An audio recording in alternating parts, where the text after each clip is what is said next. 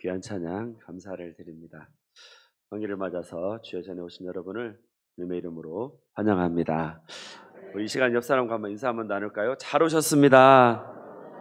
사랑하고 축복합니다. 할렐루야. 하나님께서 오늘 이 새로운 은혜의 시간, 새로운 은혜의 만나를 주시기를 축원합니다. 우리 찬양대가 전 더 할 줄 알았더니 끝나버려가지고 조금 아쉽네요. 감사합니다. 자, 오늘 예수 그리스도의 사람들이라는 제목으로 말씀을 나누고자 합니다. 먼저 우리가 동영상을 함께 보도록 하겠습니다. 소리 좀 나오게. But he knows that could easily be eclipsed with an 86. So if you're Sean Lee, you want to add a couple more digits to that score to get some breathing room.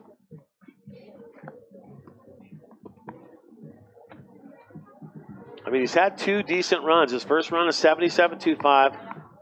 Consistency comes out with an 86. So moving in the right direction. Can he move that up? If he moved that up to an 89.5, he'd be in first place. Xiaowen Lee, the 16-year-old, dropping in. Here we go. Frontside wall. There's a frontside 1440. Cab 14. Back-to-back 14. So he goes double 12 there.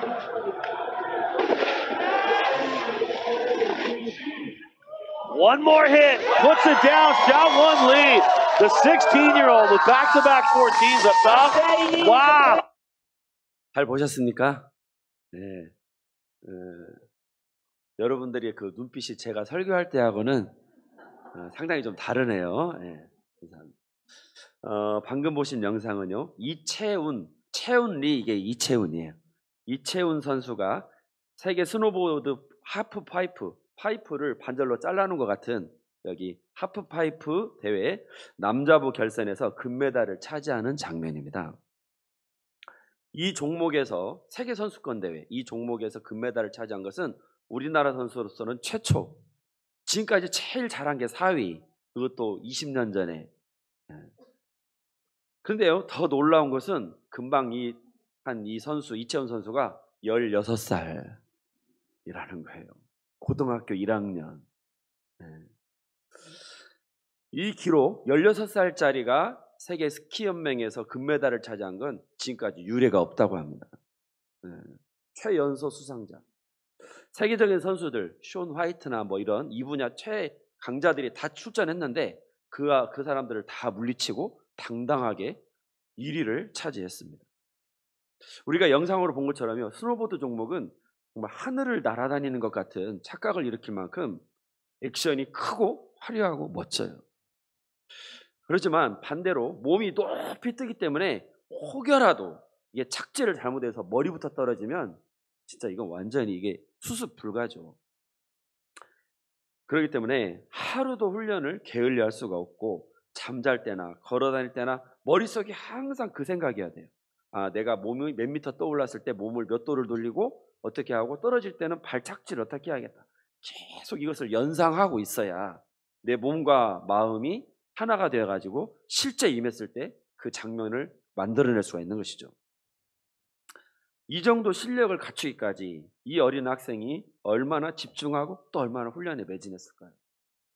사실 이 나이 때면 애들이 제일 좋아하는 게 뭡니까? 공부? 공부는 아닌 것 같은데. 맞아요. 애들이랑 PC방 가고 거기서 게임하고 요즘에는 또 핸드폰으로 다 연결해가지고 거기서 막 같이 게임을 하더라고요. 뭐 그런 거 다 할 나이잖아요, 사실. 고등학교 1학년이. 그런데 그 많은 거 다 물리치고 오로지 이 한 가지에만 집중할 수 있었을까? 이 어린 선수의 성과가 대단히 놀랍고도 기이하면서도 동시에 우리에게는 큰 도전과 자극을 주고 있지 않나 싶습니다. 우리가 예수님과 함께하는 신앙생활에 이러한 열정과 간절함으로 또 성실함으로 임했다면 우리 모습이 지금과는 훨씬 많이 달라졌을 것입니다. 말씀을 더 깊이 묵상하고 내 고집과 주장을 접어서 주님께 귀를 기울였더라면, 자만심과 허영을 버리고 내가 주님 발 앞에 빨리 엎드렸더라면, 게으름과 태만 대신 부지런함과 민첩함으로 하나님과 이웃을 우리가 섬겼더라면, 습관과 타성의 늪에서 빠져나와서 매 순간 우리가 신실하게 주님을 바라보았더라면 얼마나 더 아름다운 열매를 맺을 수 있었을까. 제가 개인적으로 좋아하는 목사님이 몇 분 계시는데, 그 중에 새로운 교회라고 하는 그 교회를 개척해서 개척 5년 만에 4,000명 이상으로 부흥시킨 한옥 목사님이 계십니다. 예, 저희랑 같은 성씨라서 또 제가 아니, 농담이고요. 이분은 옛날 하용주 목사님 계실 때 온누리교회 부목사로 리더십 관련 서적을 다수 출간을 하고, 또 목회자도 이런 정도의 강의를 할 수 있구나라고 하는 센세이션을 나름대로 일으킨, 그러니까 기존에도 유명한 분이셨어요. 그런데 제가 이분의 책을 읽다가 제가 깜짝 놀란 부분이 있습니다. 뭐냐면 한옥 목사님은 주일 설교를 월요일부터 준비하신다는 거예요. 예, 사실 제가 신학교 다닐 때 설교학 교수님이 설교는 월요일부터 준비하는 거라고 했는데, 제가 현장에 와보니까 솔직히 웃기는 소리 하고 있네, 이렇게 좀 치부를 해버린 그런 것이 우리 현실이거든요, 우리 목사들의. 근데 이분은 한 주간 내내 해당 본문을 묵상하면서 조금씩 채워나가고, 완성되는 후에는 또 수정할 곳을 찾고 첨삭을 하면서 공들여 다듬은 내용을 주일 강단에서 선포한다는 거예요. 정말 일주일 동안 계속 설교를 품고 있는 거예요. 이렇게 하려면 얼마나 에너지가 소진이 되고, 그야말로 우리 아이들이 말하는 텐션을 유지를 해야 되잖아요. 이게 쉽지 않거든요. 사실 부끄러운 고백이지만 저는 목요일 날이 되어야 또 이번 주에 뭔 말씀을 전한다냐, 막 머리를 쥐어짜고 이 머리털을 쥐어뜯고 하면서 이렇게 해가지고 주제와 본문을 정하고, 금요일에 자료 모으고 대충 틀 잡고, 토요일에 이제 타이핑하는 거죠. 한자 그렇게 해서 주일날 전하기도 사실 바빠요. 벅찹니다, 벅차. 그래서 솔직히 저는요, 월요일 화요일에는 설교 뭐 하겠어요? 근처에도 안 가요. 이때는 뭐 하는 때예요? 지금 쉴 때야. 나 내일 또 3일 밤 되면 나 설교 준비 또 해야 되고 하니까 나는 지금은 무조건 눈 감고 있어야 돼. 이런 제 마음대로, 이게 남는 장사라고 막 이렇게 하면서 내가 이렇게 일부러 막 그렇게 합니다. 그래서인지 목요일 전까지는 아무리 용을 써도 준비가 안 돼요. 네. 이것도 여러분, 설교도 발등에 불이 떨어져야, 정말 이 병을 고치려고 했는데 안 고쳐지더라고요. 근데 이토록 성실하게 성도를 향한 애정을 가지고 차근차근 준비하면서 마음을 바친다는 게 정말 저는 저절로 고개가 숙여졌습니다. 생명을 살리는 목회 사역인데 이걸 제가 사무적으로 임해가지고, 그래 내가 설교 시간에 설교하면 됐지 라고 하는 이런 타성이 어느 순간부터인가 제 몸에 붙어 있더라고요. 근데 여러분, 우리는요 하나님의 손에 붙들린 진흙 한 덩어리입니다. 창세기 보면 하나님께서 흙으로 사람을 빚으시고 그 코에 생기를 불어넣어서 생명이 됐다고 하셨잖아요. 그런데 여러분, 이 말씀이 에덴 동산에서 일어난 그 창세기 과거에 일어난 사건이 아니고 현재 진행형이기도 합니다. 왜냐하면 하나님께서 죄로 죽었던 우리를 그리스도의 보혈로 살리시고, 이제는 그 형상을 덧입도록 본받도록 그 형상을 이루기까지 우리를 계속 지금도 우리를 빚어가고 계시기 때문입니다. 거룩하게, 온유하게, 순전하게, 지혜롭게, 오늘 우리가 읽은 성령의 9가지 열매를 맺는 사람으로 지금도 우리를 만들어가고 계신다는 것이죠. 그러려면 여러분, 우리가 마음속에 떼어내야 할 우리의 이 붙어있는 여러 우리 지체 또는 내 성향, 그것 중에서 떼어내고 빚어져야 할 부분이 얼마나 많겠냐는 거예요. 그걸 붙인 채로는요, 우리가 이게 지금 사람인지 곰인지 그릇인지 도자기인지 알 수가 없는 거예요. 튀어나올 부분은 튀어나오고, 들어갈 부분은 들어가고, 떨어져야 할 부분은, 겨드랑이 밑에는 떨어져야 되고, 이렇게 해야 사람의 형상으로 갖춰지지 않겠습니까? 그래서 이런 것이 없으면 그걸 붙인 채로는 우리는 아무런 형체도 알아볼 수 없는 무가치한 흙덩어리일 뿐이라는 거예요. 덧없고 일시적이고 세상적이고 정욕적인 것들을 우리가 다 떼어내고 대신 하나님에 속한 것들로 우리를 채울 때 우리는 온전한 자유와 영광을 누리게 될 줄로 믿습니다. 야고보서는 이 둘간의 차이를 극명하게 대조시키고 있습니다. 오직 위로부터 난 지혜는 너희 마음속 내려 올리세요. 너희 마음속에 독한 시기와 다툼이 있으면 자랑하지 말라. 맞죠? 네. 진리를 거슬려 거짓말하지 마라. 이러한 지혜는 위로부터 내려온 것이 아니요 땅 위의 것이고 정욕의 것이고 귀신의 것이니 시기와 다툼이 있는 곳에는 혼란과 모든 악한 일이 있습니다. 우리는 이런 걸 떼어내야 한다는 거예요. 이게 남 얘기가 아니고 우리 안에 있는 그것 그대로인데, 그러나 하늘에 속한 것들은 어떤 특징이 있습니까? 시작. 오직 위로부터 난 지혜는 관영하고 양순하며 긍휼과 선한 열매가 가득하고 편견과 거짓이 없나니 화평으로 심어 의의 열매를 거두느니라. 아멘. 여러분, 성결, 화평, 관용, 양순, 선한 열매, 우리가 이러한 열매를 정말 맺으면서 살 수 있다면 얼마나 복된 인생이 되겠습니까? 그걸 얻기 위해 다름질하고 전심전력하며 믿음으로 우리가 늘 깨어있는 성도가 되기를 원합니다. 이러한 이들을 일컬어 오늘 성경은 그리스도 예수의 사람이다 라고 말씀하고 있습니다.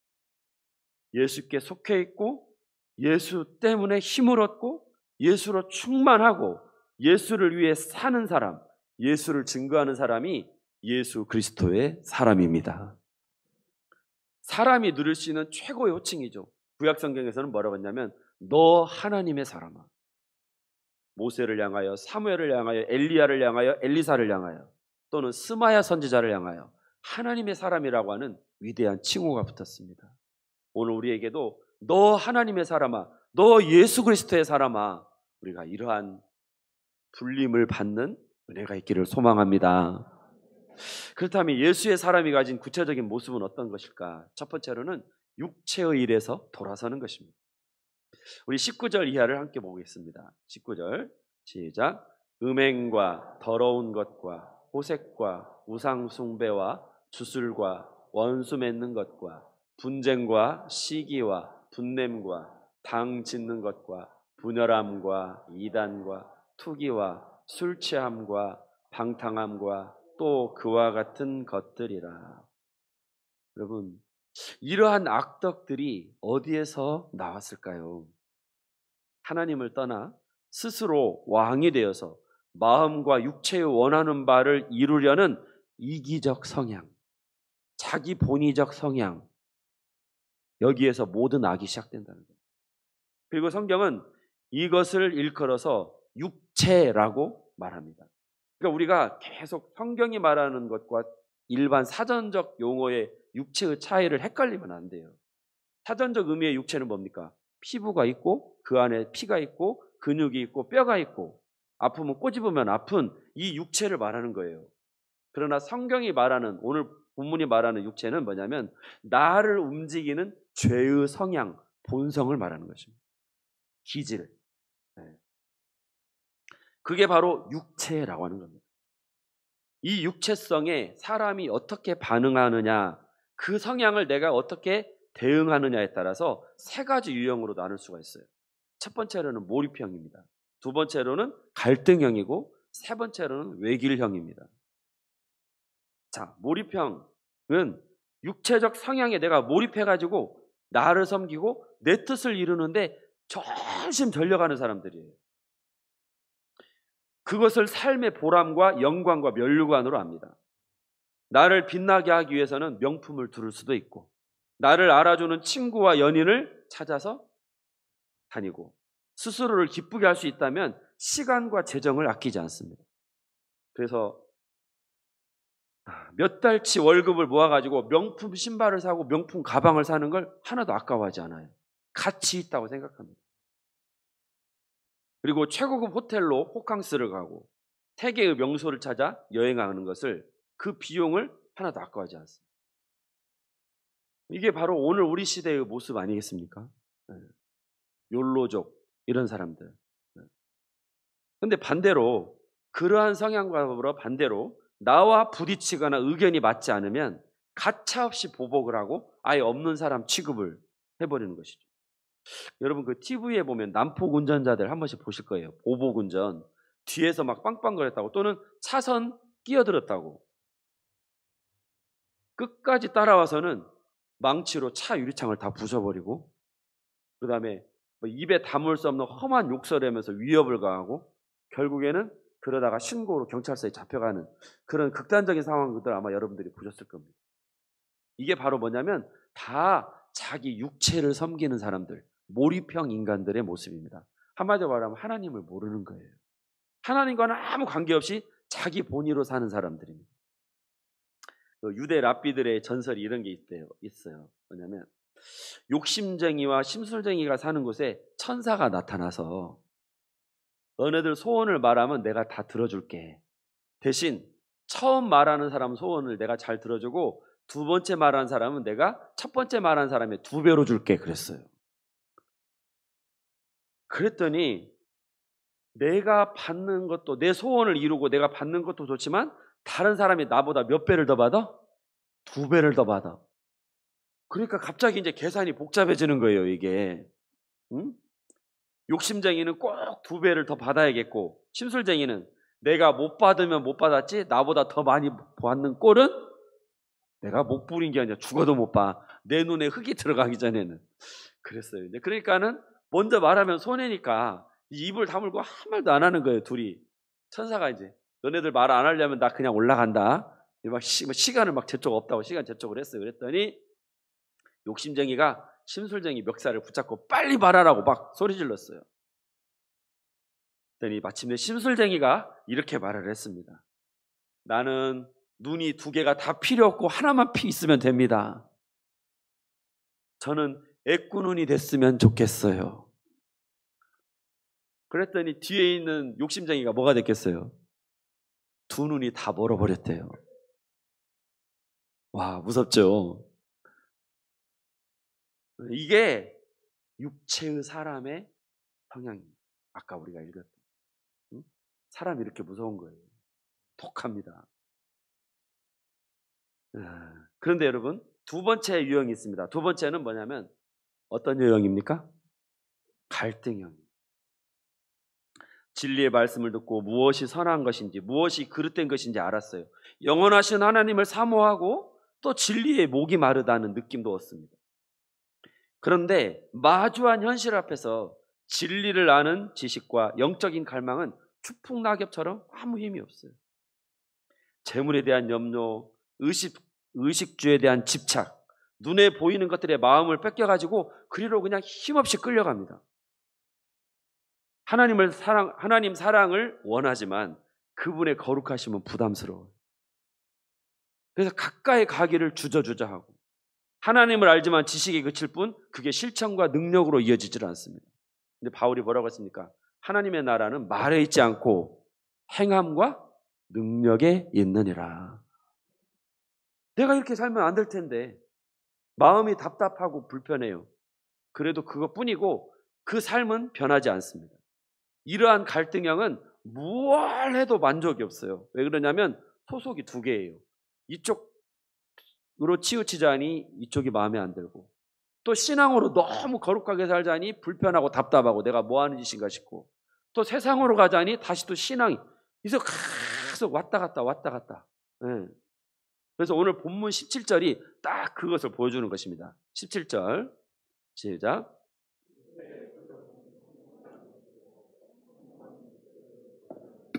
이 둘이 서로 대적함으로 너희가 원하는 것을 하지 못하게 하려 함이니라. 한마디로 말하면 진퇴양난이에요. 나아가지도 못하고 물러가지도 못하고 들자니 무겁고 놓자니 깨지겠고 앉지도 못하고 서지도 못하는 엉거주춤한 자세.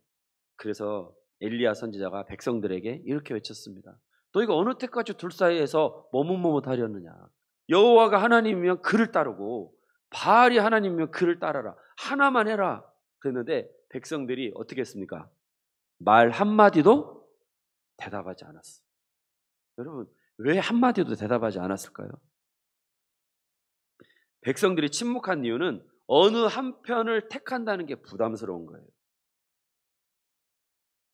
대신 둘 사이에서 눈치껏 살고 그때그때 따라서 줄서기를 하면 되는 거예요. 그렇게 살고 싶은 거예요. 이게 나름 매력이 있어요, 여러분. 이런저런 이유를 붙여서 자기를 정당화하기 좋고 참 편리합니다. 어느 곳에도 정착하지 않기 때문에 그때그때 따라서 나를 바꾸면 되는 거예요. 얼마나 좋습니까? 그런데 문제가 있어요. 이 사람은 소속이 없어요.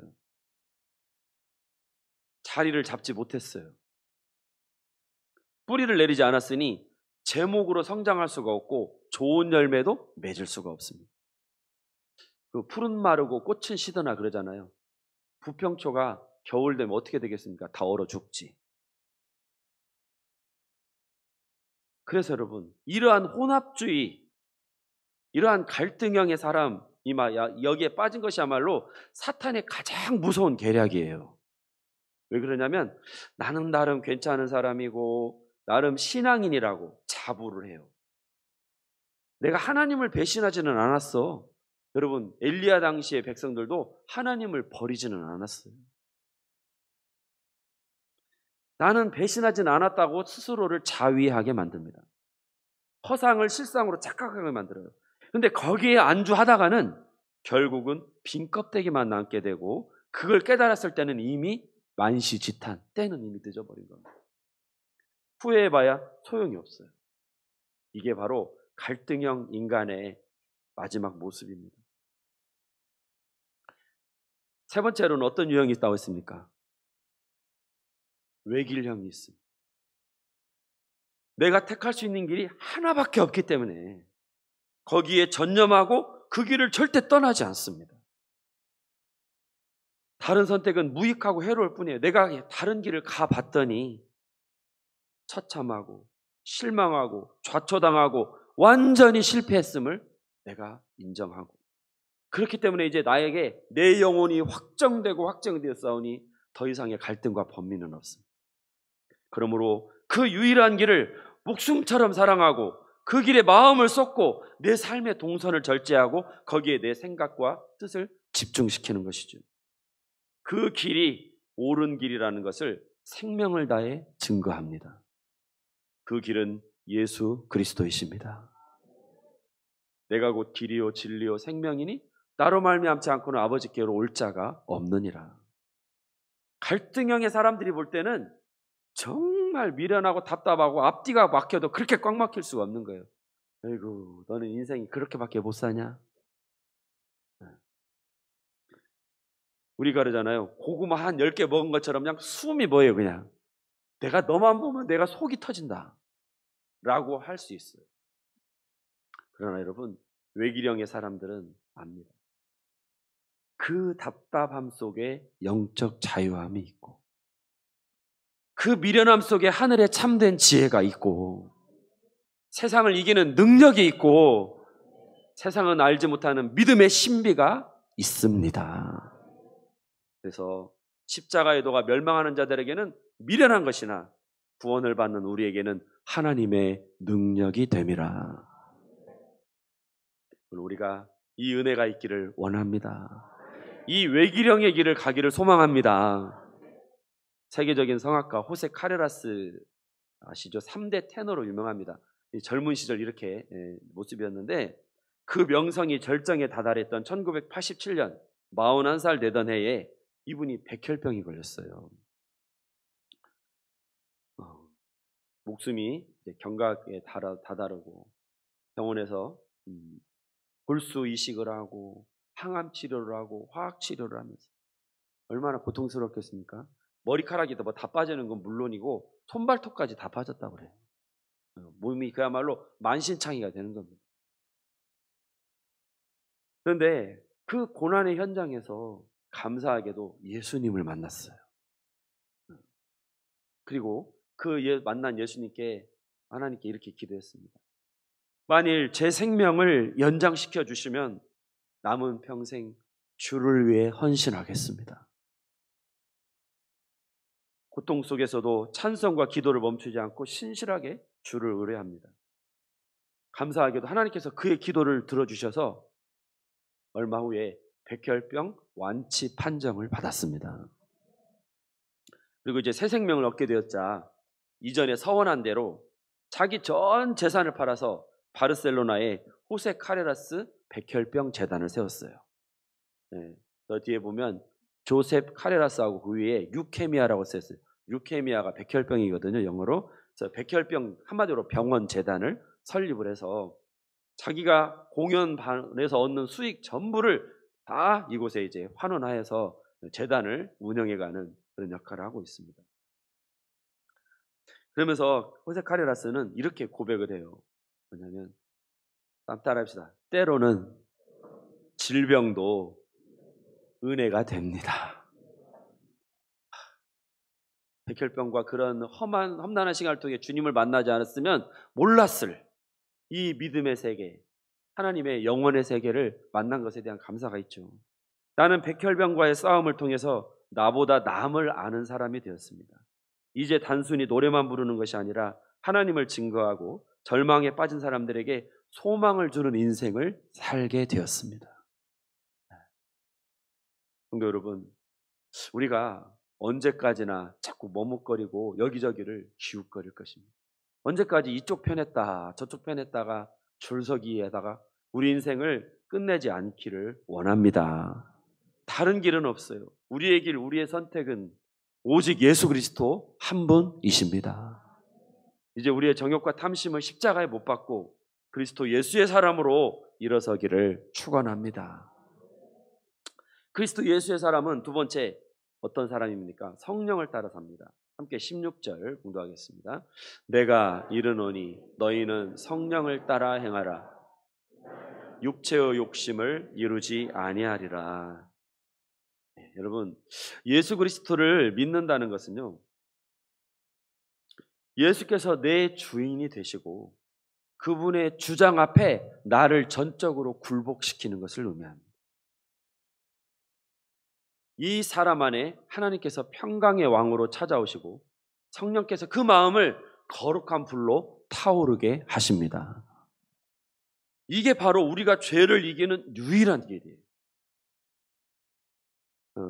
성령을 따라 행하여서 현대사에서 전무후무한 부흥을 일으킨 인물을 이 시간에 소개하고 말씀을 마치고자 합니다.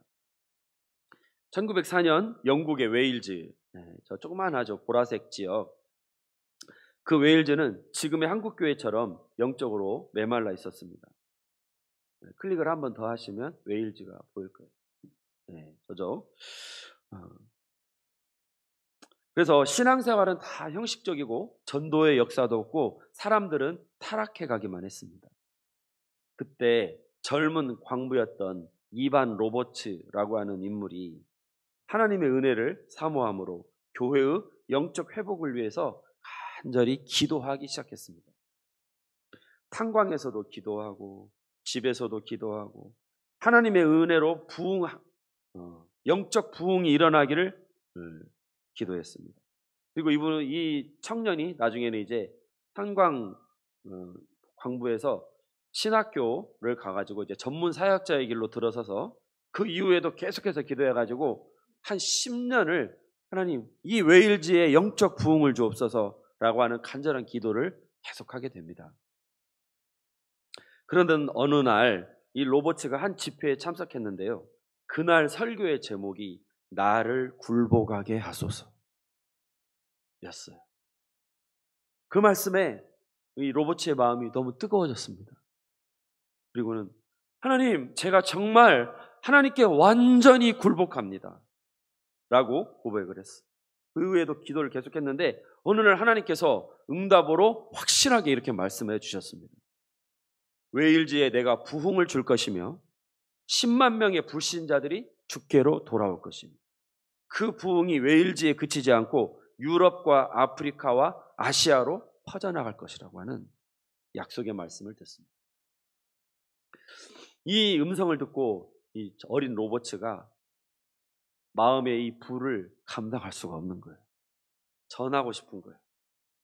그래서 이 로버츠가 다니는 그 교회 담임 목사님에게 목사님 저 설교 좀 시켜주세요. 저 설교 좀 하게 해주세요. 그런 거예요. 그랬더니 그 목사님이 야 신학교 과정을 마치고 해도 너 이제 하기 싫을 만큼 엄청나게 설교할 거니까 좀 기다려. 그랬더니 아니요 나 지금 전해야 됩니다. 지금. 하도 간청을 하니까 목사님이 3일 밤 기도회가 끝나고 한 날짜를 잡아서 그 로버츠를 강단에 세웠어요. 이제 광고를 했어요. 이제 이 로버츠가 설교를 하게 될 거라고. 사람들 다 가고 17명이 남았습니다. 담임 목사님까지 앞에서. 그런데 그때 로버츠가 전한 메시지는 이런 내용이었어요. 당신은 생각나는 모든 죄를 하나님께 고백해야 합니다. 당신의 생활 속에 좋지 않은 습관은 모두 제거해야 됩니다. 당신은 성령님의 인도하심에 즉각 순종해야 합니다. 당신은 그리스도를 증거하기 위해 사람들 앞에 나서야만 합니다. 이런 내용을 전했습니다. 사실 굉장히 부담스러운 내용이잖아요. 그런데 오히려 그 설교를 듣고 있던 17명의 사람들의 가슴에 로버츠의 가슴에 있던 불덩어리가 옮겨갔어요. 이 사람들이 너무 마음에 뜨거워져 가지고 다음날 목요일도 또 설교해달라고 그랬어요. 예배도 없는 날인데 그때는 이제 엄청난 사람들이 몰려오고 이 불길이 다른 교회로 또 소문이 나고 그래서 이 로버츠가 설교를 시작하고 나서 30일 만에 웨일즈에서 37,000명이 강단 앞에 나와서 회심을 공식적으로 선언하고 예수 그리스도를 구주로 영접했다고 합니다. 그리고 5개월 만에 웨일즈 전역에서 하나님이 약속하신 대로 10만 명의 회심자가 나왔다고 해요. 이게 바로 웨일즈 대부흥 운동입니다. 재밌는 건요. 웨일즈 신문에 그 정치부에서 누가 대통령이 뭔 말하고 그게 아니라 회심자 명단이 신문에 올라왔다고 그래요. 누가 회심하고 누가 회심하고. 그리고 대학교는 그때 문을 닫았답니다. 학생들이 하나님을 찬미하면서 다 기도 모임으로 달려가 가지고 학교가 강의가 안 되는 거예요. 이 부흥, 이 말로 설명할 수 없는 이 엄청난 부흥의 역사가 유럽으로 번져나가고 영국을 거쳐서 미국으로 인도로 확산되고 그 불길이 대서양과 태평양을 건너서 우리 한국으로 와가지고 1907년 평양 대부흥운동으로 이어지게 된 것입니다. 여러분, 로버츠를 하나님의 사람으로 만든 것이 무엇입니까? 나를 굴복하게 하소서. 내가 있는 그대로가 아니라 하나님께서 오셔서 내 육신에 속한 나는 다 십자가에 못 박게 하시고 하나님의 성령으로 나를 주장하여 주시옵소서. 이 간절한 기도가 하나님께 상달될 때 이렇게 불같은 그야말로 성령의 역사가 온 세계를 뒤덮었던 그런 부흥의 시간이 있었습니다. 성령을 따라 행한다는 것은 하나님께 굴복하는 것이고 우리의 악한 행실, 하나님과 관계없던 것들을 다 제거하여 나가는 과정입니다. 육체의 일에서 돌이켜 그분의 선하신 뜻대로 나를 드리는 것이죠. 오늘 우리 모두가 예수 그리스도의 사람이 되기를 소망합니다. 기도하겠습니다. 살아계신 아버지 하나님, 오늘 우리가 육체에 속한 사람이 아니라 그리스도 예수의 사람이 되기를 원합니다. 하나님, 육에 속한 나의 옛사람을 십자가에 못 박게 하시고 하나님이 다스리시고 주관하시는 새 사람으로 우리를 거듭나게 도와주시옵소서. 성령이여 나를 다시 한번 주장하여 주시옵소서. 예수님의 이름으로